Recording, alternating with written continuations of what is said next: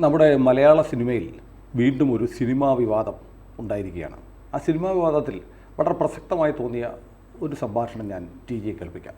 തിരക്കഥാകൃത്തായ ഉണ്ട, പുഴു, Sudani from Nigeria തുടങ്ങി ഹലാൽ ലവ് സ്റ്റോറി ഇങ്ങനെ കുറേ സിനിമകൾ ചെയ്ത ഹർഷദ് എന്ന് പറയുന്ന തിരക്കഥാകൃത്ത്, അദ്ദേഹത്തിൻ്റെ പ്രസംഗമാണ്. ഒരു ചടങ്ങിൽ അദ്ദേഹത്തിന് രാഷ്ട്രീയ സിനിമ നിർമ്മിച്ചതിന് ഏതോ സംഘടന കൊടുത്ത സ്വീകരണ ചടങ്ങിൽ ഇത്തരം രാഷ്ട്രീയം പറയുന്ന സിനിമകളെ നിങ്ങൾ അംഗീകരിക്കുന്നത് വലിയ മഹത്തായ കാരണമാണ് എന്ന് പറഞ്ഞിട്ട് അദ്ദേഹം പറയുകയാണ്, എൻ്റെ ഉണ്ട എന്ന സിനിമയ്ക്ക് ഒരു രാഷ്ട്രീയമുണ്ടായിരുന്നു, ആ രാഷ്ട്രീയം നിങ്ങൾ മനസ്സിലാക്കിയില്ല, ഇന്നതാണ് എൻ്റെ രാഷ്ട്രീയം എന്ന് പറയുന്ന ഒരു വീഡിയോ ഉണ്ട്. അത് ഞാനൊന്ന് ടി.ജി കേൾപ്പിക്കാം. ഇന്ത്യയിൽ അങ്ങോളം ഇങ്ങോളം EVM ടാമ്പറിംഗ് നടക്കുകയും ആ തെരഞ്ഞെടുപ്പിൽ സംഘപരിവാർ ഔദ്യോഗികമായി ഭരണത്തിലേറുകയും ഇന്ന് ഇന്ത്യയിലെ പൗരന്മാരെ രണ്ട് തട്ടാക്കി. ടി.ജി ഇതിനകത്ത് പറയുന്നത് 2014 ഇന്ത്യയിൽ ഒരു ക്രൈം നടന്നു, തെളിയിക്കപ്പെട്ട ക്രൈം. ആ ക്രൈം എന്ന് പറയുന്നത് EVM ടാമ്പറിംഗ് ആണ്. EVM ടാമ്പറിംഗ് എന്നുള്ള ക്രൈം നടത്തി അതിലൂടെ ഇന്ത്യയിൽ സംഘപരിവാരം ഔദ്യോഗികമായി, അപ്പോൾ അനൗദ്യോഗികമായിട്ട് നേരത്തെ ഉണ്ട്, ഔദ്യോഗികമായി അധികാരത്തിൽ വന്നുവെന്നാണ് മലയാളത്തിൽ ഒരു പ്രത്യേക തരത്തിലുള്ള സിനിമകൾ ഇറക്കുന്ന ഒരു സംഘത്തിലെ പ്രമുഖൻ എന്ന് പറയുന്ന ഹർഷദിൻ്റെ സ്വന്തം നിലപാട് വിശദീകരണം. ഇയാൾക്ക് ഇങ്ങനെ സിനിമയൊക്കെ പിടിക്കാം. ഈ 2014 സംഘപരിവാർ അഥവാ മോദി അധികാരത്തിൽ വന്നത് EVM ടാമ്പറിങ്ങിലൂടെ ആണ് എന്ന് തെളിയിക്കപ്പെട്ട സത്യമാണ് എന്നൊക്കെ പറയുന്നത് ശുദ്ധപൂഷ്കാണ്. അങ്ങനെ ആരും തെളിയിച്ചിട്ടില്ല, മനസ്സിലായി. 2013 സുപ്രീം കോടതി VVPAT ഇൻസ്റ്റാൾ ചെയ്യാൻ ഇലക്ഷൻ കമ്മീഷനോട് പറയുന്നത്. 2014 എല്ലാ സ്ഥലത്തു നിന്നും VVPAT എത്തിയില്ല. ഘട്ടം ഘട്ടമായിട്ടാണ് VVPAT ഓരോ തിരഞ്ഞെടുപ്പിൽ കൂട്ടി കൊണ്ടുവന്നത്. പക്ഷെ അപ്പോൾ പോലും EVM ടാമ്പർ ചെയ്തു എന്ന് പറഞ്ഞിട്ട് ഒരു തെരഞ്ഞെടുപ്പ് കേസും ഒരു കോടതിയിലും വന്നിട്ടില്ല. ഇലക്ഷൻ കമ്മീഷൻ ഈ സുപ്രീം കോടതിയിലെ ഈ കേസ് നടന്നുകൊണ്ടിരിക്കുമ്പോൾ ഈ സംവിധായകൻ വേണമെങ്കിൽ ആ കേസ് എടുത്തു നോക്കാം. തിരക്കഥാകൃത്തിന് Subramanian Swamy versus election commission of India, ഇതാണ് കോസ്റ്റ് ടൈറ്റിൽ. ഇതൊക്കെ ഇവർ മനസ്സിലാക്കുമോ എന്ന് എനിക്കറിയില്ല, കാരണം ലീഗൽ നോളജ് ഉള്ളവർക്ക് ഇത് ദിസ് വേഴ്സസ് ദാറ്റ് എന്നൊക്കെ പറഞ്ഞാൽ മനസ്സിലാവും. കേസിൻ്റെ പേര് തലക്കെട്ടതാണ്, നിങ്ങൾക്ക് എടുത്ത് നോക്കാം. വെറുതെ ഗൂഗിളിൽ സെർച്ച് ചെയ്ത് കഴിഞ്ഞാലും VVPAT കേസ് സുപ്രീം കോർട്ട് എന്നൊക്കെ അടിച്ചു കഴിഞ്ഞാൽ ഈ കേസ് ഇതിൻ്റെ ജഡ്ജ്മെൻ്റ് ഇറങ്ങി വരും. ഇതിനിടയ്ക്ക് എല്ലാ രാഷ്ട്രീയ പാർട്ടികളെയും വിളിച്ച് പലതവണ ഇലക്ഷൻ കമ്മീഷൻ ചർച്ച ചെയ്തു. ഞങ്ങൾ ഇന്ന സൊല്യൂഷൻ, ആദ്യ ഇലക്ഷൻ കമ്മീഷൻ ഇത് പറ്റില്ല എന്നൊക്കെ പറഞ്ഞ് നിലപാടെടുത്തെങ്കിലും സ്വാമിയുടെ ആർഗ്യുമെൻറ്റ്സ് അതിനകത്ത് കഴമ്പുണ്ട്. നിങ്ങളിതിനൊരു സൊല്യൂഷൻ കണ്ടുപിടിക്കൂ, ഞങ്ങൾ ഇലക്ഷൻ കമ്മീഷനെ ശിക്ഷിക്കാനോ ചോദ്യം ചെയ്യാനോ ഭീഷണിപ്പെടുത്താനോ ഒന്നുമല്ല. There is A merit in his argument, please accept that. ഒടുവിൽ ഇലക്ഷൻ കമ്മീഷൻ പറഞ്ഞു സ്വാമിയുടെ ആർഗ്യുമെൻറ്റിൽ ചില മെറിറ്റ്സും ഉണ്ട്, ഞങ്ങളത് സമ്മതിക്കുന്നു. അത് ഈ വളരെ ഗ്രേസ്ഫുള്ളായിട്ടാണ് അതിൻ്റെ ആർഗ്യുമെൻറ്റ്സ് എല്ലാം പോകുന്നത്. ഇലക്ഷൻ കമ്മീഷനും ഓപ്പൺ മൈൻഡോടെയാണ്, സ്വാമിയും ഓപ്പൺ മൈൻഡോടെയാണ്. സ്വാമി ഡൽഹി ഹൈക്കോടതിയിൽ തോറ്റിരുന്നു ഈ കേസ്, എന്നിട്ട് അപ്പീലുമായിട്ടാണ് സുപ്രീം കോടതിയിൽ വരുന്നത്. അന്ന് ഈ രാഷ്ട്രീയ കക്ഷികളെ എല്ലാം വിളിച്ചിട്ട് അവരെ എല്ലാം ബോധ്യപ്പെടുത്തി സുപ്രീം കോടതിയെയും കൂടെ ബോധ്യപ്പെടുത്തിയിട്ടാണ് സുപ്രീം കോടതി പറഞ്ഞു യെസ് നമുക്ക് ഇത് ചെയ്യാമെന്ന് പറഞ്ഞു. അതിനുശേഷം ചില മോഡിഫിക്കേഷൻസ് കൂടെ അവർ വരുത്തി. ഇന്നിപ്പോൾ ഈ ballot unit, polling unit, VVPAT ഇത് ടാമ്പർ ചെയ്യാൻ ശ്രമിച്ചാൽ, ടാമ്പർ ചെയ്താലല്ല, ടാമ്പർ ചെയ്യാൻ ശ്രമിച്ചാൽ അതിനകത്ത് ഡാറ്റ ഫ്രീസ് ആവും. You cannot go head. ഇപ്പോൾ കേജ്രിവാളിൻ്റെ ഫോൺ ഫ്രീസായിട്ടിരിക്കുന്നില്ലേ EDയുടെ കൈ, ഇതേ അവസ്ഥ. ടാമ്പർ ചെയ്യാൻ ശ്രമിച്ചാൽ എല്ലാം നശിച്ചു പോകും. കേജ്രിവാളിൻ്റെ ഐഫോണിന് മാത്രമുള്ളൊരു പ്രത്യേകതയാണത്. ഐഫോണിന് ഒരു ബാക്ക് എൻട്രി ഉണ്ട്. ആപ്പിൾ കമ്പനിക്ക് പുറകിൽ കൂടെ നമ്മുടെ ഐഫോണിൽ കയറാം, മുമ്പിലൂടെ നമ്മൾ കയറും. ഇപ്പോൾ മുമ്പിലൂടെ നമ്മളല്ലാതെ വേറെ ആരെങ്കിലും കയറാൻ ശ്രമിച്ചാൽ പുറകിലൂടെ ആപ്പിൾ കമ്പനി അത് ഫ്രീസ് ചെയ്യും.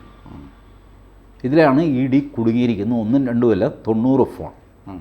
ED ഇന്ത്യയിലെ വേറൊരു ഏജൻസിക്ക് അതിൻ്റെ കോൺട്രാക്റ്റ് കൊടുത്തിട്ടുണ്ട്. അവർ പറഞ്ഞു ഞങ്ങൾ ഇതും ആപ്പിളിൻ്റെ സോഫ്റ്റ്വെയറിനെയും തോൽപ്പിച്ചുകൊണ്ട് ഞങ്ങൾ ഈ ഫോൺ തുറക്കാം എന്ന് പറഞ്ഞിട്ടുണ്ട്. അങ്ങനെ നിൽക്കുകയാണ്. ഇതുപോലെയാണ് EVM. It is not tamperable now. If you try to tamper it will freeze. ആ ഡാറ്റ അവിടെ വെച്ച് ഫ്രീസ് ആവും. പിന്നെ എണ്ണൽ നടക്കില്ല, ചുക്ക് നടക്കില്ല, നിങ്ങൾ പിടിക്കപ്പെടും. പക്ഷേ ഈ ഭോഷ്ക്ക് നിങ്ങൾക്കൊരു സിനിമയായിട്ട് അവതരിപ്പിക്കാം. സിനിമയാണ്, നിങ്ങൾക്ക് എന്ത് വേണമെങ്കിലും കാണിക്കാം. പക്ഷേ അതിനകത്തൊരു അവാർഡില്ലേ, ഏറ്റവും വലിയ ജനപ്രിയ മാധ്യമമാണ്.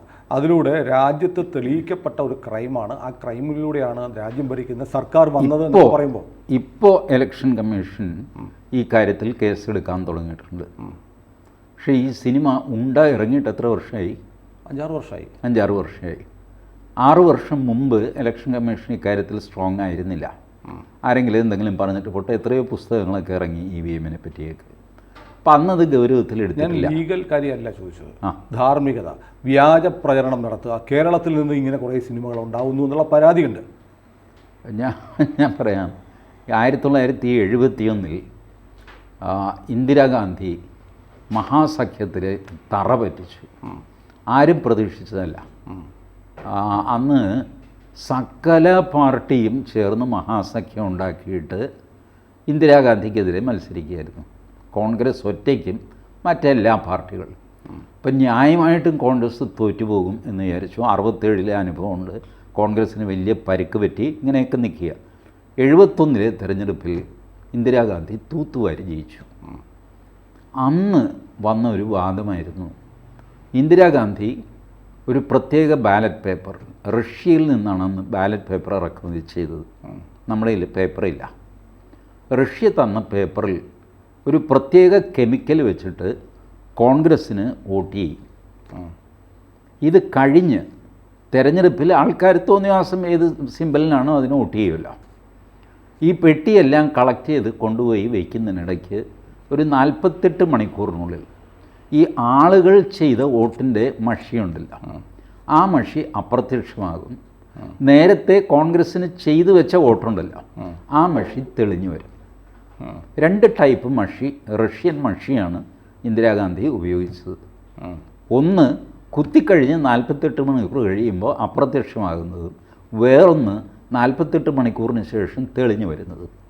അങ്ങനെയാണ് ഇന്ദിരാഗാന്ധി ജയിച്ചത് എന്ന് വ്യാപകമായ ആർഗ്യുമെൻ്റ് ഉണ്ടായി.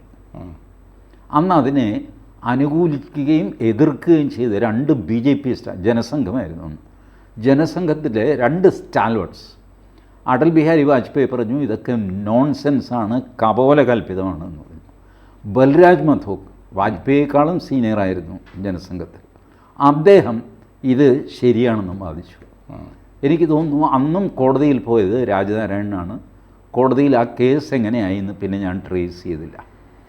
ഇതുപോലത്തെ ആർഗ്യുമെൻറ്റ്സ് തെരഞ്ഞെടുപ്പിൽ ഇതിനു മുമ്പ് വന്നിട്ടുണ്ട് ഇന്ത്യയിൽ. തെരഞ്ഞെടുപ്പിൻ്റെ വിശ്വാസ്യത ചോദ്യം ചെയ്യുക എന്നുള്ളൊരു കലാപരിപാടി പലപ്പോഴും നടന്നിട്ടുണ്ട്. ഈ 2009 ഇലക്ഷൻ കഴിഞ്ഞപ്പോൾ ഇതുപോലത്തെ ഒരു സംശയത്തിൽ നിന്നാണ് ഡോക്ടർ സുബ്രഹ്മണ്യൻ സ്വാമിയുടെ കേസ് തുടങ്ങുന്നത്. പക്ഷേ സംശയം കൊണ്ട് കോടതിയിൽ ചെന്നാൽ തോൽക്കുന്ന അദ്ദേഹത്തിന് അറിയാം. അതുകൊണ്ട് അദ്ദേഹം ടെക്നോളജിസ്റ്റുകളെ വിളിച്ചു. അമേരിക്കയിൽ നിന്നൊരു സോഫ്റ്റ്വെയർ പ്രൊഫസർ, ഹോളണ്ടിൽ നിന്ന് ഒരു എത്തിക്കൽ ഹാക്കർ, ഈ ഇലക്ട്രോണിക് എക്യുപ്മെൻറ്റ്സ് എല്ലാം തുറന്ന് അതിൻ്റെ സോഫ്റ്റ്വെയറിലൂടെ അകത്ത് കയറുന്ന ആൾക്കാരുണ്ടല്ലോ, സർക്കാർ സാങ്ഷനോടുകൂടി അങ്ങനെ ചെയ്യുന്നവരാണ് ethical hackers. ED, CBI, Kerala police ഒക്കെ ഇവരുടെ സേവനം ഉപയോഗിക്കും. എത്തിക്കൽ ഹാക്കേഴ്സിൻ്റെ അവർ ഗവൺമെൻറ് സാങ്ഷനോടുകൂടി ഗവൺമെൻറ് കൊടുക്കുന്ന എക്യുപ്മെൻറ്റ് തുറന്ന് ഒരു കേസിൻ്റെ ആവശ്യത്തിന് ഒക്കെ ആയിട്ട് തുറന്നു കൊടുക്കുന്ന ആൾക്കാർ. ഇതുപോലെ ഹോളണ്ടിൽ ചെയ്യുന്ന ഒരാൾ എത്തിക്കൽ ഹാക്കർ, അയാളെ വിളിച്ചു. Plus retired election commissioner Gopalaswamy, അങ്ങേരെ വിളിച്ചു. ഈ മാന്യന്മാരെയൊക്കെ വിളിച്ച് മീറ്റിംഗ് നടത്തി കേസ് ഫ്രെയിം ചെയ്തിട്ടാണ് സ്വാമി മുന്നോട്ട് പോകുന്നത്. അപ്പോൾ ഈ പറഞ്ഞ സംശയങ്ങൾ, പ്രശ്നങ്ങളൊക്കെ എല്ലാവർക്കും ഉണ്ട്. 2009 സ്വാമിക്ക് സംശയം തോന്നുന്നത് ഒരു 90 സീറ്റെങ്കിലും BJPയുടെ കോൺഗ്രസ് ജയിച്ചിട്ടുണ്ട്. അങ്ങനെയാണ് 2009 കോൺഗ്രസ് അധികാരത്തിൽ വരുന്നത്. 90 സീറ്റിൽ തിരിമറി നടന്നിട്ടുണ്ട്. അതിന് അദ്ദേഹം ചെയ്ത പരിപാടി ബൂബി ട്രാപ്പ് എന്ന് പറഞ്ഞൊരു ഒരു പരിപാടിയാണ്. ആക്ച്വൽ വോട്ടിങ്ങും മറ്റേ EVM-ൽ വരുന്ന വോട്ടിങ്ങും തമ്മിലുള്ള വ്യത്യാസം ഒരു some sort of exit poll along with some technological thing. അപ്പോൾ അതിലിങ്ങനെ സംശയം തോന്നിയിട്ടാണ് ഇത് തുടങ്ങുന്നത്. പക്ഷേ ഇതൊന്നും കോടതിയിൽ പറയാൻ പറ്റില്ല. ഇതൊക്കെ നിങ്ങളുടെ വൈൽഡ് തോട്ടാണ്. ബൂബി ട്രാപ്പ് ഇടുക, എന്ത് ബൂബി ട്രാപ്പ് ഓടും അവിടെ നിന്ന് പറഞ്ഞിട്ട് അതുകൊണ്ട് you have to have a technical base and he went with technical arguments and won. അത് വൺസ് ഫോർ ഓൾ സെറ്റിൽ ചെയ്തു. ഇപ്പോൾ 3 or 4 തവണ ഈ ADR എന്ന് പറയുന്ന NGO, സോറോസ് ഫണ്ടഡ് സംഘടന, അവർ പോയി കോടതിയിൽ. ഇപ്പോഴും അവർ കോടതിയിൽ കേസ് കൊടുത്തിട്ടുണ്ട്. തെരഞ്ഞെടുപ്പിൻ്റെ പെർസെൻറ്റേജ് താമസിക്കുന്നു, അത് നേരത്തെ ആക്കി കിട്ടണം, അല്ലെങ്കിൽ ഉള്ളത് അങ്ങനെ എന്തൊക്കെയോ കുഴപ്പങ്ങളും കൊണ്ട് പോയിട്ടുണ്ട്. സോ തെരഞ്ഞെടുപ്പ് അട്ടിമറിക്കുക, ഇന്ത്യൻ തെരഞ്ഞെടുപ്പിന് വിശ്വാസ്യതയില്ല എന്ന് വരുത്തുക, ഇത് കുറേ അധികം ലോബിയുടെ ഒരു അജണ്ടയാണ്. അപ്പോൾ അതിൽപ്പെട്ട ഒരു സിനിമയായിരിക്കാം. അതിൽപ്പെട്ട മാത്രമല്ല, സിനിമയല്ല. അതുകൊണ്ടാണ് ഞാൻ തിരികെ വന്നത്. കാരണം കേരളത്തിൽ നിന്ന് സമീപകാലത്തായി പ്രൊപ്പഗാൻഡ സ്വഭാവത്തിലുള്ള സിനിമകൾ വരുന്നു. Great Indian kitchens, Indian Hindu ഭവനങ്ങളിൽ സ്ത്രീകൾ അനുഭവിക്കുന്ന പീഡനങ്ങൾ, അടിമത്തം, ലൈംഗികമായ അതിക്രമം, ഇതൊക്കെ പറയുന്നൊരു സിനിമ. പിന്നെ ഇങ്ങനെ ഞാൻ ആദ്യം കുറേ സിനിമകളുടെ പേര് പറഞ്ഞു. ഈ സിനിമകളുടെയൊക്കെ പാറ്റേൺ എന്നാണ്. മറ്റൊരു സിനിമയെന്ന് പറയുന്നത് സവർണ മൂരാച്ചിയായ ഒരാൾ മറ്റുള്ള മതത്തിൽപ്പെട്ട ആളുകളോട് ചെയ്യുന്ന ക്രൂരത. ഒരു അന്യമതസ്ഥനെ, ഞാൻ മതമൊന്നും പറയുന്നില്ല, നിരപരാധിയെ പിടിച്ച് തീവ്രവാദിയാക്കി ആ പോലീസുകാരനായ സവർണൻ ജയിലിലിടുന്നു. അയാളുടെ മകൻ വന്ന് വെടിവെച്ച് കൊന്ന് ഇയാളെ കൊന്ന് പ്രതികാരം തീർക്കുന്നു. ഇങ്ങനെ ഒരു പ്രത്യേക ലൈനിലേക്ക് സഞ്ചരിക്കുന്ന സിനിമകളുടെ പേരുകൾ പോലും ശ്രദ്ധിച്ചാൽ അറിയാം. സിനിമ അങ്ങനെ മാറുന്നുണ്ട്. അതേക്കുറിച്ചാണ് ചില ആളുകൾ ഉള്ളതോ ഇല്ലാത്തതോ എന്നറിയില്ല. മട്ടാഞ്ചേരി മാഫിയ എന്നൊക്കെ പറയുന്നു. ഈ മട്ടാഞ്ചേരി മാഫിയ ആണത്രേ സിനിമയിൽ നിർണായക സ്വാധീനമുണ്ടായിരുന്നത്, ദിലീപിനെ പെടുത്തിയത്. ഇങ്ങനെയൊക്കെ കുറേ അപസർപ്പക കഥകൾ നമ്മുടെ നാട്ടിൽ ഓടുന്നുണ്ട്. ഇപ്പോൾ ഇദ്ദേഹത്തെക്കുറിച്ച്, ഈ ഹർഷദിനെക്കുറിച്ച് പറയുന്നത്, അദ്ദേഹം നിരോധിക്കപ്പെട്ട ഒരു സംഘടനയുടെ പ്രവർത്തകനായിരുന്നു. പിന്നീട് അദ്ദേഹം സംഘടന പോയതോടുകൂടി സിനിമയിൽ തിരക്കഥാകൃത്തായി സജീവമായി. ശരിയായിരിക്കാം. നിരോധിക്കപ്പെട്ട ഒരു സംഘടനയിൽപ്പെട്ട ആൾ കേരളത്തിൽ മന്ത്രി വരെയായില്ലേ, ഇപ്പോഴും പൊതുരംഗത്ത് തുടരുന്നില്ലേ MLA ആയിട്ട്. അപ്പം അതൊക്കെ ഞാൻ ഗോ ബാക്ക് ടു 90s. അന്ന് ദൂരദർശൻ മാത്രമേ ഉള്ളൂ. രാമായണം സീരിയൽ കാണിക്കുന്നു. രാജീവ് ഗാന്ധിയുടെ ഭരണം 80s അവസാനമാണ്. രാമായണം വരുന്നു, അത് കഴിഞ്ഞിട്ട് മഹാഭാരതം വരുന്നു, അത് കഴിഞ്ഞിട്ട് ചാണക്യൻ വരുന്നു. ലുക്കിംഗ് ബാക്ക്, BJP വിരുദ്ധ ഗ്രൂപ്പ് പറയുന്നത് അന്നത് കാണിച്ചത് ബുദ്ധിമോശമായിപ്പോയി, അത് ചെയ്യരുതായിരുന്നു. അത് വലിയൊരു ഹിന്ദു വികാരമുണ്ടാക്കി. അതിനുശേഷം കുറച്ച് വർഷങ്ങൾ കഴിഞ്ഞപ്പോൾ മലയാള സിനിമയിൽ വന്ന മാറ്റങ്ങൾ നോക്കുക. മമ്മൂട്ടിയുടെ ധ്രുവം എന്ന സിനിമ ഇറങ്ങുന്നു. മന്നാടിയാർ, എൻ്റെ ഓർമ്മയിൽ അതാണ് ഒരു ടേണിംഗ് പോയിന്റ്. ഫസ്റ്റ് ഫിലിം ജോഷിയുടെ സിനിമയാണ്. മന്നാടിയാരുടെ സിനിമയിൽ അബ്ദുൽ നാസർ മദനിയാണ് കാണിക്കുന്നത്. ഒരു കാല് മറ്റെന്തോ കാര്യം കൊണ്ട് അതിനകത്ത് ആ സിനിമയിൽ സ്വയം വെടിവെച്ച് ഇത് ചെയ്ത് ഈ അംഗഭംഗം വന്ന ആളിനെ തൂക്കിക്കൊല്ലില്ല, ആ ബെനിഫിറ്റ് കിട്ടാനായിട്ടൊക്കെ ചെയ്യുന്നു. Anyway he was looking like Abdul Nasser Madani. അതൊരു ഹിന്ദു ചിത്രമായിട്ട് വിലയിരുത്തപ്പെട്ടു. ജനങ്ങൾ ഇതൊന്നും അറിയുന്നില്ല. ജനങ്ങൾ മമ്മൂട്ടിയുടെ ഒരു തകർപ്പൻ സിനിമ ധ്രുവം. മമ്മൂട്ടിയുണ്ട്, സുരേഷ് ഗോപിയുണ്ട്, ജയറാമുണ്ട്. ഗംഭീര സിനിമയാണ്. മമ്മൂട്ടിയുടെ അസാമാന്യമായ പെർഫോമൻസുമാണ്. മമ്മൂട്ടിയുടെ ഒരു പ്രത്യേകത, മമ്മൂട്ടി ഒരു ബ്രാഹ്മണനായിട്ട് വന്നാൽ ക്ലിക്കാവും. മമ്മൂട്ടിയുടെ ശരീരപ്രകൃതി, ആ ശബ്ദം, മുഖഭാവം, ചെറിയൊരു കുങ്കുമപ്പൊട്ടും കൂടെ ആയിക്കഴിഞ്ഞാൽ CBI ഡയറിക്കുറിപ്പ് സേതുരാമയ്യർ. എത്ര ഡയറിക്കുറിപ്പ് ഇറങ്ങി? 5 എണ്ണം കേരളത്തിൽ. And every Mammootty was successful. ആ സിനിമയുടെ സക്സസ് മമ്മൂട്ടിയുടെ പുറകിൽ കൈകെട്ടിയുള്ള നടപ്പാണ്. സേതുരാമ അയ്യർ, ഹിന്ദു ഫിലിംസ്. ടേക്ക് മോഹൻലാലിൻ്റെ അപ്പോഴത്തേക്ക് നരസിംഹം ഇറങ്ങി, ജഗന്നാഥൻ, അതിൻ്റെ എന്താ പേര്, വടക്കുംനാഥനോ, അങ്ങനൊരു സിനിമ. എവരിവെയർ പിന്നെ മോഹൻദാസിൻ്റെ ദേവാസുരം. മോഹൻലാലിൻ്റെ ദേവാസുരത്തിൻ്റെ സെക്കൻഡ് പാർട്ട് വന്നു, രാവണപ്രഭു. ഇതിലെല്ലാം ആ ഒരു പഴയ ഹിന്ദു ഫ്യൂഡൽ എന്ന് വിളിക്കാവുന്ന തറവാടുകൾ അത് സേവ് ചെയ്യുന്ന ഒരു തമ്പുരാൻ, ആറാം തമ്പുരാൻ. ലോക്കറ്റ് ലോം കാണും. പ്ലസ് എല്ലാ സിനിമയിലും മോഹൻലാലിൻ്റെ കഥാപാത്രത്തിൻ്റെ പേര് ശിവൻ്റെ ആയിരിക്കും. ശിവനോ ശിവൻ്റെ പര്യായങ്ങളോ. മോഹൻലാലിൻ്റെ മകൻ മോഹൻലാലാണ്, അവൻ്റെ പേര് Karthikeyan. Everything when towards Hindu. ഒരു ഹിന്ദു പ്രൈഡ് ഉണ്ടാക്കുന്നത്, എന്നാൽ അതിനു വേണ്ടിയിട്ട് ഉണ്ടാക്കിയ സിനിമയല്ല അത്. പക്ഷേ ഇതെല്ലാം മമ്മൂട്ടിയും മോഹൻലാലും മത്സരിച്ച് ചെയ്തു എന്ന് ഒരു വിഭാഗം വിശ്വസിക്കുന്നു. ഇത് അനലൈസ് ചെയ്തുകൊണ്ട് ദീർഘമായ ലേഖനങ്ങൾ മാധ്യമം ആഴ്ചപ്പതിപ്പിലാണ് ആദ്യം വരുന്നത്. മറ്റാരും ഇത് ശ്രദ്ധിച്ചില്ല. മാധ്യമം ശ്രദ്ധിക്കും. ജമാഅത്തെ ഇസ്ലാമിക്ക് ഇത് പിടിക്കുന്നില്ല. The whole thing Doordarshan plus whatever existing film by Mammootty and Mohanlal. ഇതൊരു അജണ്ടയാണ്. വാസ്തവത്തിൽ സംഘപരിവാർ അജണ്ടയായിരുന്നു. സംഘപരിവാർ ഉറങ്ങിക്കിടന്നു. സംഘപരിവാറിലെ പലരും ഇത് ശ്രദ്ധിച്ചിട്ട് പോലുമില്ല. ഇപ്പോൾ പറഞ്ഞ മോഹൻലാലിൻ്റെ സിനിമകളുണ്ടല്ലോ, അത് പലതും സഖാവ് രഞ്ജിത്തിൻ്റെ സിനിമകളായിരുന്നു. ഈ രഞ്ജിത്ത് പോലും ഇതറിയുന്ന എന്തൊക്കെ പറഞ്ഞു കഴിഞ്ഞാലും in effect what happen was this helped Hindu renaissance എന്ന് ജമാഅത്തെ ഇസ്ലാമി വിശ്വസിക്കുന്നു. അവർ വിശ്വസിക്കുന്നു ഇതൊക്കെ ഒരു ഡിസൈനാണ്. മമ്മൂട്ടി വരെ ഈ ഡിസൈൻ്റെ പാർട്ടാണ്.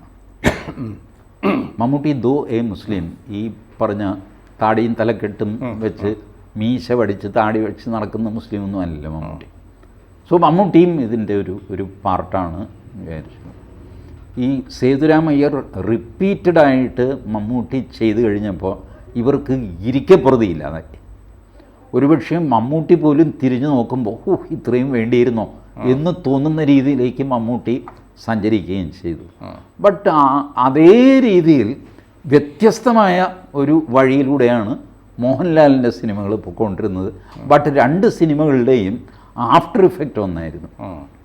ഇപ്പോൾ കേരളത്തിൽ ഇന്നുണ്ടായി വന്നു എന്നവർ വിശ്വസിക്കുന്ന ഹിന്ദു വോട്ട് ബാങ്ക് ഇതിൻ്റെയൊക്കെ ഫലമായിരുന്നു എന്നവർ വിചാരിക്കുന്നു.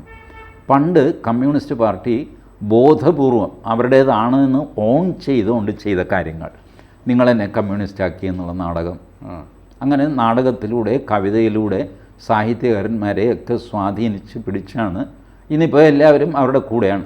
ഇങ്ങനെ വർഷങ്ങൾ കൊണ്ട് കമ്മ്യൂണിസ്റ്റ് പാർട്ടി കൊണ്ടുവന്ന നരേറ്റീവ് ഈ സംഘപരിവാർ സമർത്ഥമായിട്ട് അവരുടെ ആൾക്കാർക്ക് കവിതയിലോ കഥയിലോ ഒന്നും താല്പര്യമില്ല.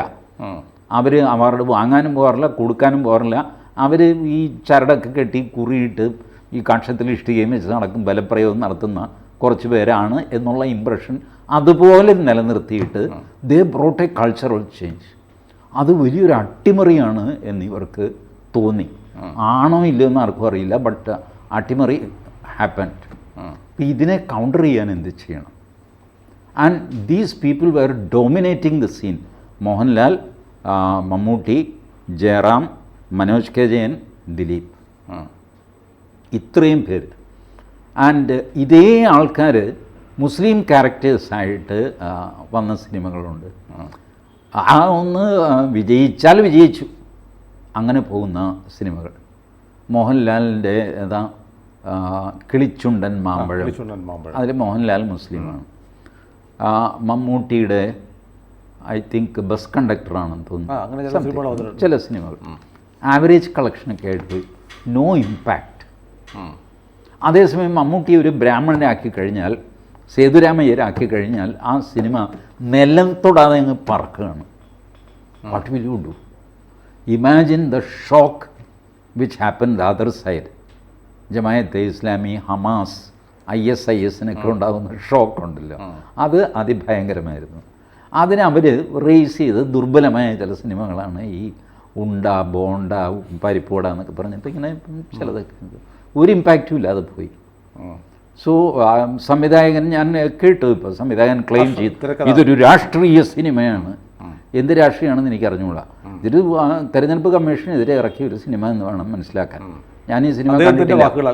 അദ്ദേഹത്തിൻ്റെ EVM അട്ടിമറി നടന്നിട്ടാണ് സംഘപരിവാർ അധികാരത്തിൽ ഔദ്യോഗികമായി ഇതൊക്കെ ഇറ്റ്സ് ഓൾ റിഡിക്കുലസ് ആർഗ്യുമെന്റ്സ്. അപ്പോൾ അനൗദ്യോഗികമായി പണ്ടേ സംഘപരിവാരത്തിൻ്റെ കയ്യിലാണ് അദ്ദേഹത്തിൻ്റെ വേറെ സംബോധനയുണ്ടല്ല, ഭാരത പൗരന്മാരെ, പൗരത്വം നഷ്ടപ്പെടാൻ പോകുന്നവരെ, നഷ്ടപ്പെടാൻ പോകാത്തവരെ, ഈ 3 പേരെയും വിശ്വസിക്കുന്നവരെ എന്നൊക്കെ പറഞ്ഞിട്ട്.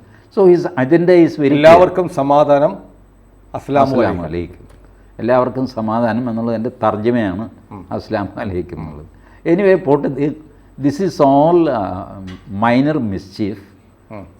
ഇവർക്കൊന്നും ഒരു ചുക്കും ചെയ്യാൻ സാധ്യമല്ലാത്ത അവസ്ഥ. ഒരു മിസ്ചീഫ് കൂടെ പറയട്ടെ, ഒരു കുസൃതി. നമ്മുടെ ഒരു പോപ്പുലർ നടനാണ് സൗബിൻ്റെ ഒരു സിനിമ TG നേരത്തെ പറഞ്ഞതുമായി കണക്ട് ചെയ്തിട്ടാണ്. മോഹൻലാലിനെ കുറിച്ച് അദ്ദേഹത്തിൻ്റെ സിനിമയിൽ ഒരു പരാമർശമുണ്ട്. ലാലേട്ടനെ ആർക്കാണ് ഇഷ്ടമല്ലാത്തത്? ലാലേട്ടൻ ഒരു ക്ലാസ്സാണ്. ഒന്നെങ്കിൽ മേനോൻ, അല്ലെങ്കിൽ നമ്പൂതിരി, അല്ലെങ്കിൽ പട്ടർ, ഇത്തരം സിനിമകളെ അഭിനയിക്കുകയുള്ളൂ. മമ്മൂട്ടിയുടെ കാര്യം പറഞ്ഞു, ലാലേട്ടനെ ബ്രാൻഡ് ചെയ്യാണ്. ഇപ്പോൾ നോക്കൂ, ഏറ്റവും അവസാനം കണ്ണൂരിൽ ദേശാഭിമാനിയുടെ പരിപാടിക്ക് പോയിട്ട് മോഹൻലാൽ അവിടുത്തെ ഒരു ക്ഷേത്രത്തിൽ പോയി. വലിയ അറ്റാക്കായിരുന്നു, സൈബർ അറ്റാക്കായിരുന്നു മോഹൻലാലിനെതിരെ. മോഹൻലാലിന് സ്വന്തമായി ക്ഷേത്രത്തിൽ പോകാൻ കൂടെ വയ്യ. ഞാൻ ഈ കാര്യത്തിൽ ഈ പലർക്കും പല കാഴ്ചപ്പാടാണ്. ഞാൻ ഒരു കമ്മ്യൂണിറ്റിയെ ഞാൻ അപ്രീഷിയേറ്റ് ചെയ്യുന്നുണ്ട് ഈ കാര്യത്തിൽ. ത്രൂ ഔട്ട് മലയാളം സിനിമയിൽ നോക്കിക്കോളൂ, ഒരു ആർക്കും ചിരിയും സഹതാപവും തോന്നുന്ന ക്യാരക്ടേഴ്സായിട്ട് കൊങ്ങിണിമാർ വരും. അവരെപ്പറ്റി സിനിമ വരെ വന്നു. മമ്മൂട്ടിയും ദിലീപും കൂടെ, പൈ ബ്രദേഴ്സ്, ജഗദീഷ് ശ്രീകുമാറും ഒക്കെ ഉണ്ട്. അങ്ങേരുടെ വേറൊരു സിനിമയായിരുന്നു തോന്നുന്നു, ഐ ഡോണ്ട് നോ, മിക്സപ്പ് ആയത് മനസ്സിലായി. എങ്ങനെ പോയി കഴിഞ്ഞാലും മലയാള ഭാഷ നേരെ ചൊവ്വേ പറയാത്ത പൊട്ടന്മാരായ, ബുദ്ധിശൂന്യന്മാരായ, എന്നാലും ഉള്ളുകൊണ്ട് നല്ലവരാണ്. പക്ഷേ വളരെ പെട്ടെന്ന് ചതിക്കപ്പെടുകയോ അതിൽ നിൽക്കുക, അതിൽ അമ്പരന്ന് പോവുക, അത് ഇങ്ങനെയൊക്കെ ചെയ്യുന്ന കഥാപാത്രങ്ങളായിട്ടാണ് പണ്ട് മുതൽ കൊങ്ങിണിമാരെ അവതരിപ്പിക്കാറുള്ളത്. എടോ നിൽക്കൂ തിർമൽ ദേവ എന്നൊക്കെ പറഞ്ഞിട്ട് അവരെ എന്നൊക്കെ പറഞ്ഞ് ഈ ഇന്ന് വരെ have you seen that community reacting? Not because they are weak, but because they are strong. ആത്മവിശ്വാസമുണ്ട് അവർക്ക്. അവരെ കളിയാക്കി കഴിയുമ്പോൾ അവരും അതിൻ്റെ കൂടെ. ഈ സ്വയം ചിരിക്കാൻ കഴിവുള്ളവനാണ് ആ ആത്മവിശ്വാസമുള്ളവൻ, അവനവനെ നോക്കി ചിരിക്കാൻ കഴിവുള്ളവൻ. ബാക്കി ഈ ഇസ്ലാമിന് ഇല്ലാത്തതും അതാണ്. ബാക്കി കമ്മ്യൂണിറ്റീസിനെ നിങ്ങൾ നോക്കൂ. ചേർത്തലയിലെ ഒരു ടിപ്പിക്കൽ ഈഴവൻ, ഇതാണ് നമ്മളുടെ രാജൻ പി ദേവിൻ്റെ കഥാപാത്രം. ഈ ചേർത്തല ഭാഷ കേൾക്കാൻ അത്ര സുഖമുള്ള ഭാഷയൊന്നുമല്ല. പക്ഷേ ആ ഭാഷയിൽ ബോൾഡായിട്ട് മലയാള സിനിമയിൽ സംസാരിച്ച ആളാണ് രാജൻ പി ദേവ്. ഒരു കൃത്രിമവും രാജൻ പി ദേവ് വരുത്തിയില്ല. ക്ലീൻ ആയിട്ട് ആ ചേർത്തല ഭാഷ തന്നെ സംസാരിച്ചു. സദാനന്ദൻ്റെ കോൺട്രിബ്യൂഷൻ ഉണ്ട്. നമുക്ക് SL Puram Sadanandan selected Thilakan as his hero. വാസ്തവത്തിൽ രാജൻ പി ദേവാണ് കാട്ടുകുതിര എന്ന നാടകം പോപ്പുലറാക്കിയത്. അതിനകത്ത് കൊച്ചുവാവ എന്ന കഥാപാത്രം രാജൻ പി ദേവാണ്. അത് സിനിമയായി കഴിഞ്ഞപ്പോൾ രാജൻ പി ദേവ് എന്തോ മാർക്കറ്റില്ലാത്ത ആൾ എന്നുള്ള കാൽക്കുലേഷനിലായിരിക്കാം അത് തിലകന് കൊടുത്തു. തിലകൻ അസാമാന്യ പ്രതിഭയുള്ള നടനാണ്, ആവുന്നത്ര ചെയ്തു. പക്ഷേ ഇപ്പോഴും ഞാൻ തിലകനോടുള്ള ബഹുമാനം വെച്ചുകൊണ്ട് തന്നെ ഞാൻ പറയുകയാണ്, രണ്ടുപേരും മരിച്ചുപോയി. രാജൻ പി ദേവായിരുന്നെങ്കിൽ ആ ക്യാരക്ടർ ഒന്നുകൂടെ ഭംഗിയായി ആക്കുമായിരുന്നു. കാരണം രാജൻ പി ദേവ് ആ പ്രദേശത്ത് ജനിച്ച ആളാണ്, വളർന്ന ആളാണ്. അവിടുത്തെ ഭാഷ, ശൈലി, നടപ്പ്, ചെറിയൊരു മൂളലിൽ വരുന്ന വ്യത്യാസം, ഇതൊക്കെ ഓരോ സ്ഥലത്തും വ്യത്യാസമാണല്ലോ. ഇതല്ല അത് രാജൻ പി ദേവ് കുറച്ചുകൂടെ ഭംഗിയായിട്ട് ചെയ്യുമായിരുന്നു എന്ന് ഞാൻ കരുതുന്നു. എനിവേ ആ തിലകൻ ചെയ്തതിൽ ഞാനത് ആ സിനിമയും കണ്ടു. തിലകൻ വളരെ ഭംഗിയായിട്ട് തന്നെ ചെയ്തിട്ടുണ്ട് കൊച്ചുവാവ എന്നുള്ള കഥാപാത്രം. അപ്പോൾ ഇത് മറ്റ് കമ്മ്യൂണിറ്റീസിന് ഒന്നുമില്ലാത്ത ഒരു വിഷമം. ഇപ്പോൾ ശരിക്കും പറഞ്ഞാൽ കൊച്ചുവാവ ഒരു വില്ലനാണ്. അതിൽ ചേർത്തലയിലെ ഈഴവ പ്രമാണിമാരെ മോശക്കാരായിട്ട് കാണിക്കുന്നൊരു സിനിമയാണ് കാട്ടുകുതിര എന്ന് വേണമെങ്കിൽ ആർഗ്യൂ ചെയ്യാം. ബട്ട് ചേർത്തലയിലെ ഈഴവ പ്രമാണിമാർ പോയിട്ട് സാധാരണ ഈഴവന് പോലും ആ ഏരിയയിലേക്ക് അവൻ്റെ മനസ്സ് പോയില്ല. ഇത് നമ്മളെ ഒന്ന് ഇരുത്തിയതാണ്, പോയില്ല. മറ്റാർക്കും ഇത് പോകുന്നില്ല, കൊങ്ങിണിമാർക്കും ഒട്ടും പോകുന്നില്ല. ബട്ട് മുസ്ലിംസിന് ഇത് പോകുന്നു. At least substantial population of Muslim, they are worried about അത് മുസ്ലിമിനെ മോശമായിട്ട് കാണിച്ചല്ലോ, ഒരു കള്ളക്കടത്തുകാരനെ മുസ്ലിമായിട്ട് കാണിക്കുന്നത് എന്തുകൊണ്ടാണ് എന്നൊരു ആത്മപരിശോധന അവർ നടത്തുന്നില്ല. ഒരു കാലത്ത് കള്ളക്കടത്ത് എന്ന് പറയുന്നത് ഈ കല്ലട്ടർ അബ്ബാസ് ഹാജി പോലെയൊക്കെയുള്ള ക്യാരക്ടേഴ്സിന് അവരുടെ കയ്യിലായിരുന്നു. ഇപ്പോഴും നിങ്ങൾ ഒരു ഈ പ്രതികളുടെ ലിസ്റ്റ് എടുത്ത് നോക്കിക്കഴിഞ്ഞാൽ കൂടുതലും മുസ്ലിങ്ങൾ, പണ്ടൊക്കെ ഫുൾ മുസ്ലിങ്ങളായിരുന്നു. ഇങ്ങനെയൊക്കെയുള്ള അത് സിനിമയിൽ റിഫ്ലക്റ്റ് ചെയ്യും. അതിന് നമ്മൾ വെറുതെ പരിഭവിച്ചിട്ട് കാര്യമൊന്നുമില്ല. ഇപ്പോൾ ഇവർക്ക് സംഭവിച്ചത് ഈ സിനിമ വഴി, ടെലിവിഷൻ സീരിയൽ വഴി ഒക്കെ ഇവർ സംഘപരിവാറിൻ്റെ തള്ളിക്കയറ്റം എന്ന് അവർ ധരിക്കുന്ന ഒരു കാര്യം സംഭവിച്ചു കഴിഞ്ഞു. അതിന് പകരം എന്തെങ്കിലും ചെയ്യേണ്ടതെന്നുള്ള വെപ്രാളമാണ് ഈ കാണുന്നത്. അപ്പോൾ അങ്ങനെ ചെയ്ത്, പക്ഷേ അതിന് വലിയ ഇമ്പാക്റ്റ് ഒന്നും ഉണ്ടായില്ല എന്നുള്ളതാണ് ഈ മനുഷ്യൻ്റെ സങ്കടം. ഇമ്പാക്റ്റ് ഉണ്ടായില്ലെന്ന് പറയാൻ പറ്റില്ല. ഇപ്പോൾ ഉണ്ണി മോഹൻ്റെ മാളികപ്പുറം എന്നൊരു സിനിമ വന്നു. എത്ര വലിയ സൈബർ അറ്റാക്ക് ആയിരുന്നു. ഈ പറഞ്ഞ വിഭാഗക്കാർ മാത്രമല്ല, സഖാക്കളും കമ്മ്യൂണിസ്റ്റുകളും ഈ മുസ്ലിം ഫണ്ടമെൻ്റലിസ്റ്റുകളും അതിശക്തമായി ആക്രമിച്ച സിനിമയാണ്. മറ്റൊരു സിനിമയിൽ ഉണ്ണി മുകുന്ദൻ എന്നുള്ള നടൻ ഏത് സിനിമയിൽ അഭിനയിച്ചാലും ആ സിനിമയെ പരാജയപ്പെടുത്തുക എന്നുള്ളൊരു അജണ്ടയായിരിക്കുന്നു. അപ്പം ഇത് നിഷ്കളങ്കമായ ഒരു പ്രവർത്തനമല്ല, സംഘടിതമായ ഒരു ആക്രമണം തന്നെയാണ് ഇപ്പോൾ മാറി. കുറച്ച് കാലമായിട്ട് ഈ പറഞ്ഞ പോലെ ഞാൻ ഈ പറഞ്ഞ ടൈപ്പിലുള്ള സിനിമയൊന്നും ഇറങ്ങുന്നില്ല. മോഹൻലാൽ നിർത്തി, മമ്മൂട്ടി നിർത്തി, അല്ലെങ്കിൽ അവരുടെ പ്രൊഡ്യൂസേഴ്സ് നിർത്തി, അവരൊക്കെ ജനറൽ സിനിമകളിലൊക്കെ പോയി. ബട്ട് ഈ ഗ്രൂപ്പ് സ്ട്രോങ് ആയിട്ട് വരുന്നത് ഇപ്പോഴാണ്. ഇപ്പോഴും അവർക്ക് അക്സെപ്റ്റബിലിറ്റി കിട്ടിയിട്ടില്ല. പിന്നെ CPM ഇതൊരു അജണ്ടയായിട്ട് എടുത്തു. ഈ ഹിന്ദു ഡോമിനൻസ് വന്നു കഴിഞ്ഞാൽ അതിൻ്റെ ഗുണഭോക്താക്കൾ CPM ആണെങ്കിൽ CPMന് കുഴപ്പമില്ല. പക്ഷേ ഗുണഭോക്താക്കൾ BJP ആകുമോ എന്നുള്ളൊരു പേടി എപ്പോഴും CPMനുണ്ട്. ഇപ്പോൾ റീസെൻ്റ്ലി വടകരയിൽ നോക്കും, അതൊരു ഹിന്ദു മുസ്ലിം ഇഷ്യൂ ആണ്. അതിൻ്റെ ബെനിഫിറ്റ് BJPക്ക് പോകുമോ എന്ന് CPMന് ഭയം വന്നപ്പോൾ ഉടനെ P. മോഹനൻ നമുക്ക് സർവകക്ഷി യോഗം ചേരാം, ഇത് അവസാനിപ്പിക്കാൻ കലപരിപാടി. ചേട്ടാ, ഇത് മുന്നോട്ട് പോയി കഴിഞ്ഞാൽ മറ്റവനും ഗുണം കിട്ടും.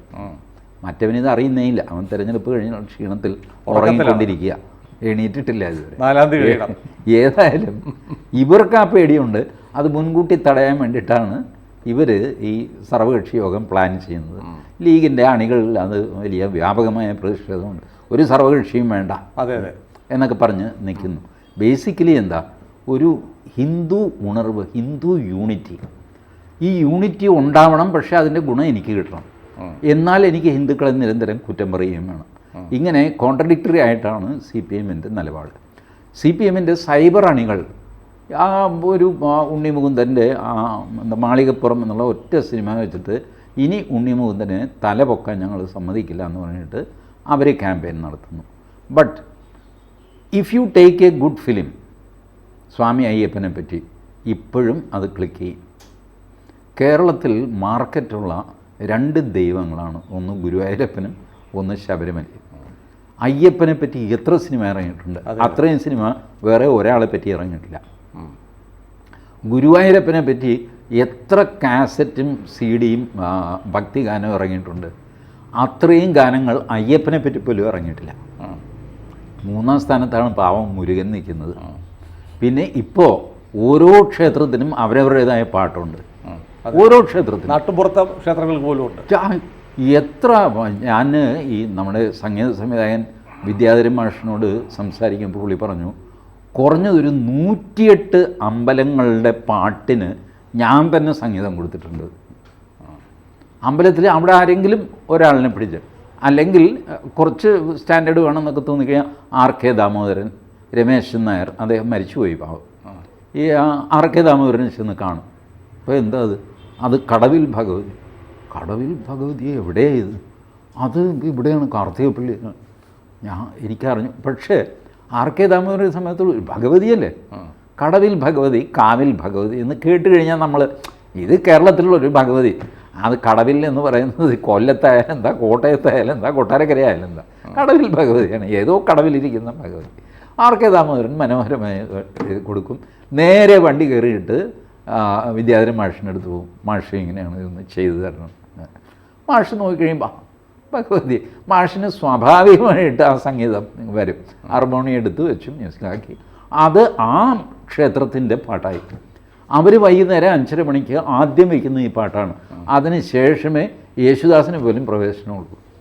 യേശുദാസിൻ്റെ കാസറ്റൊക്കെ അവരുടെ ഉണ്ട്. പക്ഷേ അവരുടെ ക്ഷേത്രത്തിൻ്റെ ഈ പാട്ട് അതാരെങ്കിലും ഉണ്ണിമേനോനായിരിക്കും, ആരെങ്കിലും പാടിക്കൊടുക്കും. ചിലപ്പോൾ ചിത്രയെ കൊണ്ട് പാടിക്കും, കയ്യിൽ പൈസയൊക്കെ ഉള്ളവർ, അപ്രോച്ചുള്ളവരൊക്കെ. അവരുടെ ക്ഷേത്രം, ഓരോ ക്ഷേത്രത്തിനും ഓരോ പാട്ടുണ്ടായിരിക്കുന്നു. ഇപ്പോൾ ഈ മാറ്റങ്ങളൊക്കെ ഈ ഓരോ മുസ്ലിം പള്ളിക്കും ഒരു പാട്ടുണ്ടാക്കാൻ പറ്റുമോ? അതെ. ഒന്നാമത് ഇസ്ലാം സംഗീതത്തിന് എതിരാണ്, സംഗീതം പാടില്ല എന്നുള്ളവരാണ്. സോ ഹൗ ടു ഈ കൾച്ചറൽ അറ്റാക്ക്, ഈ ഹിന്ദു അറ്റാക്ക് ചെയ്യുന്നുമില്ല. ഹിന്ദു ആകെ ചെയ്യുന്നത് അവൻ ഫ്ലറിഷ് ചെയ്യുന്നു, അവൻ്റെ കഴിവുകൾ മുഴുവൻ അവൻ പുറത്തെടുക്കുന്നു, അവൻ്റെ ഉത്സവം അവൻ ആഘോഷിക്കുന്നു. അല്ലാതെ വേറെ ആരെയും ആക്രമിക്കാനോ പിടിക്കാനോ വഴക്ക് പറയാനോ പോകുന്നില്ല. പക്ഷേ ഉത്തരോത്തരം അവർ നോക്കിക്കഴിയുമ്പോൾ തൃശ്ശൂർ പൂരത്തിൻ്റെ വെടിക്കെട്ട് കുറയ്ക്കണം എന്ന് പറഞ്ഞ് ഹൈക്കോടതിയും ആ എക്സ്പ്ലോസീവ് ഇൻസ്പെക്ടറും അവരും ഇവരുമൊക്കെ ഇടപെട്ട് കഴിഞ്ഞപ്പോൾ നെന്മാറ വല്ലങ്ങി വേല അതിലും വലിയ വെടിക്കെട്ട്. അവിടെ നിന്ന് തൃശ്ശൂർ കേൾക്കും അവരുടെ വെടിക്കെട്ട്. എന്ത് ചെയ്യും? തൃശ്ശൂർ ചെണ്ടയുടെ എണ്ണം കുറച്ചു, പെരുവനം കുട്ടന്മാരെ മാറ്റി, കീഴൂട്ട് അനിയന്മാരെ മതിയെന്ന് വെച്ചു. പാലക്കാട് പോയി കഴിഞ്ഞപ്പോൾ അവിടെ ഇതിലും വലിയ ചെണ്ടമേളം നടക്കുന്നു. എന്തു ചെയ്യും? പാലക്കാട് നടക്കുന്ന ചെണ്ടമേളത്തിൻ്റെ ഒച്ച തൃശ്ശൂർ വരെ കേൾക്കാം. You just cannot defeat Hindu in this game. അവൻ്റെ ഉത്സവങ്ങളെ നിങ്ങൾക്ക് ഇല്ലാതാക്കാൻ പറ്റില്ല, മാറ്റിമറിക്കാനും പറ്റില്ല. അത് മറ്റു രീതിയിൽ അത് വളരെ വലുതായിട്ട് വേറൊരു സ്ഥലത്ത് തുടങ്ങും. ഇപ്പം നമ്മൾ നേരത്തെയൊക്കെ ഒരാന കഷ്ടിച്ച്, കാശൊന്നുമില്ല എന്നാലും ഒരു ഉത്സവമില്ലേ, ആനയില്ല, അങ്ങനെയുള്ള അമ്പലങ്ങളിൽ നാഷണൽ ഹൈവേ വഴി സഞ്ചരിക്കുമ്പോൾ സുനിൽ നോക്കിക്കോളൂ, എല്ലാ അമ്പലങ്ങളിലും കുറഞ്ഞത് 13 ആനയൊക്കെയാണ്. ആനയുടെ ഫ്ലക്സ്, ദൈവത്തിൻ്റെ ഫ്ലക്സ്, ഭഗവതിയുടെ ഫ്ലക്സ്, ഓം ശക്തീശ്വരി നമ എന്ന് പറഞ്ഞിങ്ങനെ മിന്നി മിന്നി മിന്നി അത്. ഇത് കൂടാതെ നാളെ എഴുന്നള്ളിക്കാൻ പോകുന്ന 13 ആനകൾ 6 ഇപ്പുറത്ത് നടുക്കൊരെണ്ണമൊക്കെ ആയിട്ട് നെറ്റിപ്പട്ടം ഇട്ടിട്ട് തെച്ചിക്കോട്ടുകാവ് രാമേന്ദ്രൻ, കാർണൻ, അവൻ ഇവൻ എന്നൊക്കെ പറഞ്ഞ് കൊച്ചയ്യപ്പൻ, വലിയയ്യപ്പൻ, ഇവരുടെയൊക്കെ ഫോട്ടോ. എന്തു ചെയ്യും? How can you prevent this? So ഈ ഒരു ഹിന്ദു ഉണർവ് ഇവരെ വല്ലാതെ അലട്ടുന്നു. അതിൻ്റെ ആവശ്യമില്ല. ഹിന്ദു ഉണർന്നെന്ന് വിചാരിച്ച് ഒരു അപകടവും വരാൻ പോകുന്നില്ല. ബട്ട് അത് അപകടം വരും. കാരണം ഇസ്ലാം വയലൻ്റ് ആകുന്ന പോലെ ഹിന്ദു വയലൻ്റ് ആകും എന്ന് ഇസ്ലാമിലെ ഒരു വിഭാഗം കരുതുന്നു. സാധാരണ ഇസ്ലാമിനൊരു കുഴപ്പമൊന്നുമില്ല. അവർ ഈ കടവിൽ ഭഗവതിയുടെ ഉത്സവം വന്നു കഴിഞ്ഞാൽ അവർ അവിടെ ഒരു കച്ചവടം ഇട്ട് കാശ് കിട്ടുമല്ലോ. ഇതിപ്പോൾ ഈ ഉത്സവം എന്ന് പറയുന്നത് റിലീജിയസ് ചടങ്ങ് മാത്രമല്ല, അതിൻ്റെ കാർണിവൽ പാർട്ടിന് എല്ലാവർക്കും പൈസ കിട്ടുന്നുണ്ട്. വെടിക്കെട്ടുകാരന്, ആനക്കാർ, ഇതിലൊക്കെ ക്രിസ്ത്യാനിയും മുസ്ലിമും ഒക്കെ ഉണ്ട്. ചായക്കട നടത്തുന്നവരുണ്ട്, പിന്നെ അരി പോരി അലമാരി വിൽക്കുന്നു, കലം ചട്ടി, ഇതൊക്കെ ആയിട്ട് വൻ വ്യാപാര മേളയാണ് ഓരോ ഉത്സവം. ഇപ്പോൾ ഉത്സവത്തോട് ചേർന്ന് വ്യാപാര മേള എന്ന് പറഞ്ഞാൽ അടുത്ത ഗ്രൗണ്ടിൽ ആ പൈസയൊക്കെ വെച്ചിട്ട് അതിന് തറവാടകയൊക്കെ വാങ്ങിച്ചിട്ടൊക്കെയാണ് കച്ചവടം. വൻ കച്ചവടമല്ലേ നടക്കുന്നത്. പക്ഷേ DG വേറെ കാര്യമുണ്ട്. നമ്മൾ സിനിമയിലേക്ക് തന്നെ മടങ്ങി വന്നാൽ മലയാള സിനിമയിൽ ചിലരുടെ ആശങ്കയാണ് ഹിന്ദുക്കൾ ഇല്ലാതാവുന്നു, ഹിന്ദുക്കൾ പുറത്താവുന്നു, ഹിന്ദു വിരുദ്ധ സിനിമകൾ ഉണ്ടാവുന്നു. ഒരു ആക്ഷേപം DG എപ്പോഴെങ്കിലും കേട്ടിട്ടുണ്ടോ? കേട്ടിട്ടൊക്കെ ഉണ്ട്. ഈ പറഞ്ഞ മട്ടാഞ്ചേരിയിൽ താമസിക്കുന്നതുകൊണ്ട് so many things are there. But ഇതിനൊന്നും ഒരു കൃത്യമായ ഒരു എവിഡൻസ് ഒന്നുമില്ല. ഒരാളുടെ അവിടുത്തെ സംസാരം, ഒരാളുടെ ഇവിടുത്തെ സംസാരം, മമ്മൂട്ടി ഇങ്ങനെ ചെയ്തു, മറ്റേ ആളിങ്ങനെ ചെയ്തു, ഇതൊക്കെ കൂട്ടിക്കെട്ടി ഒരു കഥയുണ്ടാക്കി പറയുന്നു. അത് ഏറ്റുപാടാൻ ഞാനില്ല. കാരണം അതിനൊന്നും അത്ര എനിക്കങ്ങനെ ഒരു ബോധ്യം വന്നിട്ടില്ല. മട്ടാഞ്ചേരിയിൽ, ശരിക്കും പറഞ്ഞാൽ മട്ടാഞ്ചേരിയിലല്ല, ഫോർട്ട് കൊച്ചിയിൽ പലവിധ മാഫിയകളുണ്ട്. അതിലൊന്നാണ് ലഹരി മാഫിയ. ലഹരി പിടിക്കുന്നത് പലപ്പോഴും നോക്കും ഫോർട്ട് കൊച്ചിയിൽ ഏതെങ്കിലും ഹോട്ടലിൽ നിന്നായിരിക്കും. അത് ഫോർട്ട് കൊച്ചി അതിന് പറ്റിയൊരു സ്ഥലമാണ്. അപ്പുറത്ത് കടലാണ്, ബോട്ട് അടുപ്പിക്കാം. ഈ മറ്റേ ക്രൂയിസ് ബോട്ടുകൾ ഇവിടുന്ന് ഹൈക്കോടതി ജെട്ടിയിൽ നിന്ന് കയറിയിട്ട് പുറംകടലിൽ പോയിട്ട് മയക്കുമരുന്ന് ഉപയോഗം സംഗതിയൊക്കെ കഴിഞ്ഞിട്ട് രാവിലെ തിരിച്ചു വരുന്ന ഈ ഏർപ്പാട്, ഇതിൻ്റെയൊക്കെയുള്ളൊരു സെൻറ്ററാണ് Fort Kochi. Therefore it is happening. പിന്നെ സിനിമാ താരങ്ങൾ താമസിക്കാൻ സെലക്ട് ചെയ്യുന്നൊരു സ്ഥലവും ഫോർട്ട് കൊച്ചിയാണ്. ഒരു മൂലയാണ്, ആരും ശ്രദ്ധിക്കില്ല എന്നുള്ളൊരു വിചാരം. പക്ഷെ അങ്ങനെയൊന്നുമല്ല. പോലീസിൻ്റെ നല്ല ശ്രദ്ധയുണ്ട് ഫോർട്ട് കൊച്ചിയിൽ. പ്രത്യേകിച്ചും 2-3 സംഭവങ്ങൾക്ക് ശേഷം പോലീസ് കാര്യമായ ബീറ്റുണ്ട് ഫോർട്ട് കൊച്ചി ഏരിയയിൽ. അതുള്ളതുകൊണ്ട് മറ്റ് മാഫിയകളുണ്ട്, സിനിമയിൽ മാഫിയയുണ്ട് എന്നൊന്നും പറയാൻ ഞാൻ തയ്യാറില്ല. വെറുതെ ഇപ്പോൾ ഈ ലിബർട്ടി ബഷീർ, ഈ തിയേറ്റർ ഉടമകളുടെ നേതാവാണല്ലോ, ലിബർട്ടി ബഷീർ ഒരു പണിമുടക്കോ അങ്ങനെ എന്തെങ്കിലും പ്രഖ്യാപിച്ചു കഴിയുമ്പോൾ Mattancherry mafia merely because is liberty. Liberty ബഷീറിന് മട്ടാഞ്ചേരി പേര് കേട്ട ഉടനെ അതൊക്കെ ഒരു ആത്മവിശ്വാസം ഇല്ലാത്തതിൻ്റെ ലക്ഷണമാണ്. അനാവശ്യമായ അതുണ്ടെങ്കിൽ നമുക്ക് ഉണ്ട് എന്ന് പറയാൻ കുഴപ്പമില്ല. പക്ഷേ അതുണ്ട് എന്ന് പറയാനുള്ള എനിക്ക് അതിൻ്റെ ഒരു അടിസ്ഥാനം തോന്നുന്നില്ല. എന്നാൽ പലരും എന്നെ ഇങ്ങനെ ആർഗ്യൂ ചെയ്ത് തോപ്പിക്കാറുണ്ട്. ചേട്ടന് ഇത് നോക്ക്, ഇവിടെ നിന്ന് ഇങ്ങോട്ട് കണക്ട് ചെയ്യും, ഇയാളുടെ പ്രസ്താവന കണ്ടോ, ഇത് കണ്ടോ എന്ന് പറയുമ്പോൾ നമുക്ക് തോന്നും ശരിയാണ്, ഇതൊക്കെ ജോയിൻ ചെയ്താൽ അസ്വാഭാവികതയുണ്ട് എന്ന് നമുക്ക് തോന്നും. പക്ഷെ അങ്ങനത്തെ തോന്നലിൻ്റെ പേരിൽ നമ്മളൊരു തീർപ്പ് കൽപ്പിക്കുന്നത് ശരിയല്ല. I will not agree to that unless we get impeccable evidences. We should not malign anybody. അത് സിനിമാക്കാരായിക്കോട്ടെ, അവരുമൊക്കെ കലാകാരന്മാരാണ്, പ്രൊഡ്യൂസേഴ്സാണ്, തിരക്കഥാകൃത്തുക്കളാണ്. നമ്മൾ ചുമ്മാ ഇരുന്നുകൊണ്ട് അവരെ ചീത്ത പറയുന്നത് ഒരു നല്ല കാര്യമല്ല. ഏതായാലും നമ്മളെല്ലാം സിനിമ ഇഷ്ടപ്പെടുന്നവരാണ്. നല്ല സിനിമകൾ ഉണ്ടാവട്ടെ.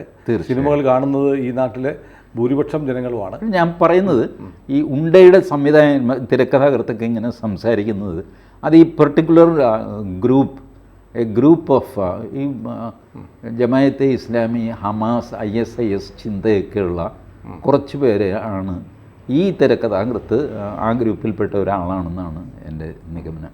But their numbers are less. Maybe their influence may be more. They have money or something. We don't know what is happening inside the film world. But as of now, ഈ മനുഷ്യൻ്റെ പ്രസംഗം എന്ന് പറഞ്ഞു കഴിഞ്ഞാൽ ഒരു ഡേഞ്ചറസ് ചിന്താഗതിയുള്ള, ഡിസ്റ്റർബിംഗ് ചിന്താഗതിയുള്ള ഒരു മനുഷ്യൻ്റെ, അതുകൊണ്ടാണ് നമ്മളത് ചർച്ചയ്ക്കെടുത്തത്. യെസ്. കൂടുതൽ വാർത്തകളും വിശേഷങ്ങളും നിങ്ങളിലേക്ക് എത്താൻ ABC മലയാളം സബ്സ്ക്രൈബ് ചെയ്യുക, ബെൽ ബട്ടണും അമർത്തുക.